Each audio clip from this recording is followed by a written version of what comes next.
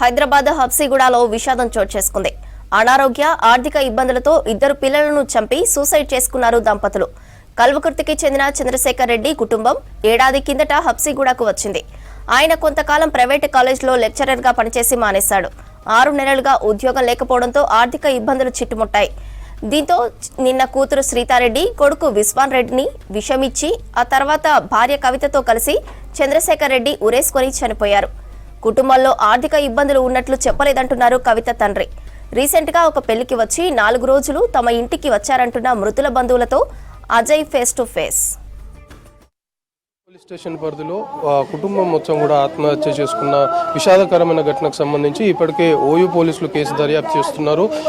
Dead బాడీస్ని Gandhi మార్చురీకి తరలించి case సంబంధించిన investigation చేస్తున్నామని పోలీసులు చెప్తున్నారు. ఎవరైతే ఆత్మహత్యకు పాల్పడ్డారో వాళ్ళ కుటుంబ సభ్యులు మనతో పాటు ఉన్నారు, వాళ్ళతో మాట్లాడదాం. మీరు లాస్ట్గా ఎప్పుడు మాట్లాడారు? మీకు ఫోన్ చేసిండ్రా ఏమన్నా ఈ ఆత్మహత్య చేసుకునే ముందు? పొద్దుటి 9కి మా భార్య ఫోన్ చేసింది. చేస్తే ఎందుకు బిడ్డ ఏమో డల్లుగా ఉందామని అన్నదంట. అంటే ఏం లేనమ్మా బాగానే ఉండ, ఇప్పుడే లేచినామని అన్నదంట. అన్నాక ఇక మళ్ళీ సాయంత్రం ఫోన్ చేస్తే ఫోన్లు ఎత్తలే. ఫోన్ ఎత్తకపోతే మళ్ళీ మా వాళ్ళకి చేస్తే మా మేనగోడలు ఇంటికి పోయి చూస్తే శివాలు అయిపడ్డారు.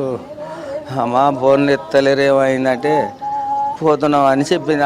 నేను కూడా మాట్లాడలేదు, మా భార్యనే మాట్లాడింది. ఇంటికి పోయి చూస్తే అన్ని శవాలు అయిపడినాయి. ఇట్లా డబ్బులు సమస్య ఉంది, ఆర్థిక ఇబ్బందులు ఉన్నాయి, మీతో గతంలో ఎప్పుడైనా మాట్లాడినరా, చెప్పినరా ఈ విషయం? ఇక ఏంది చెప్పలేదు నాయన. ఇక 20 రోజుల కిందనే 4 లక్షలు తెచ్చి ఇచ్చినాం.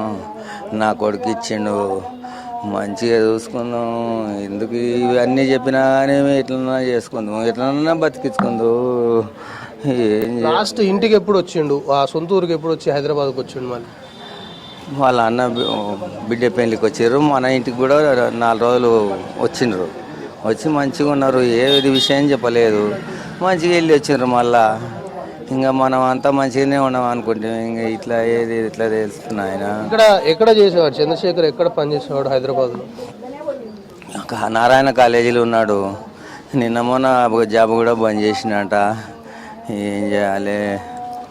పిల్లల్ని కూడా ఎట్లుంటుండే మీతో? పిల్లలు మాట్లాడిన పిల్లలు చివరిసారిగా ఎప్పుడు మాట్లాడారు మీతో?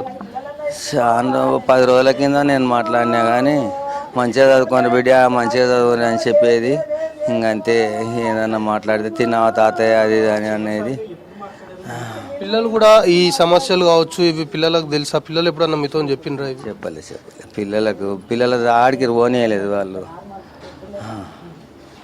ఇది మొత్తానికి ఓయూ పోలీస్ స్టేషన్ పరిధిలో కుటుంబం మొత్తం కూడా ఆత్మహత్య చేసుకున్న ఘటనకు సంబంధించి ఆర్థిక ఇబ్బందుల కారణంగానే ఆత్మహత్యకు పాల్పడ్డారు అనేది ప్రైమరీగా పోలీసులు కొంతవరకు ఎస్టాబ్లిష్ చేస్తున్నప్పటికీ కూడా కుటుంబ సభ్యులు అటు చంద్రశేఖర్ ఎప్పుడు కూడా ఆర్థిక సమస్యలకు సంబంధించి ఇంట్లో చెప్పలేడు. ఒకవేళ ఇంట్లో చెప్పుంటే ఖచ్చితంగా దానికి ఏదో ఒకటి పరిష్కారం చేస్తుండే, కానీ ఈ విధంగా ఇలాంటి నిర్ణయం తీసుకుంటాడు అని ఊహించలేదు అనే ఆవేదన కుటుంబ సభ్యులు వ్యక్తం చేస్తున్నారు. కెమెరా పర్సన్ సంజయ్తో కలిసి అజయ్, V6 న్యూస్, హైదరాబాద్.